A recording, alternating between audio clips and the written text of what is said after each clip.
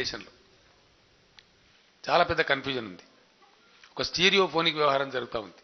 అది మారాల, ఎట్టి పరిస్థితుల్లో మారాల. అది మారకపోతే ఈ దేశం పడదు గాక పడదు. ఎవరు ఏమనుకుంటారు, ఎవరు ఏమనుకోరు అనేది నాకు అనవసరం.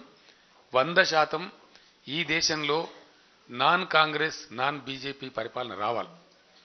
ఎస్, అది వచ్చి తీరాలే. And today, with today's results, Telangana has shown the way to the whole nation. Today Telangana stands a non-Congress, non-BJP state. Yes, ఇక్కడ ఇంకో విషయం నేను స్పష్టం చేయదలుచుకున్నాను.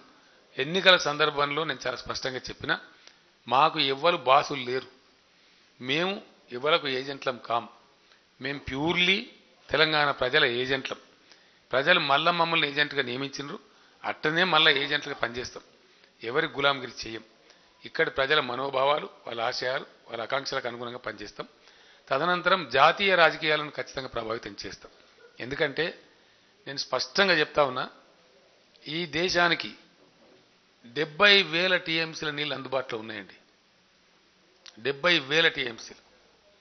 ఇవాళకి వాడుకున్నది కేవలం 30,000 టీఎంసీ.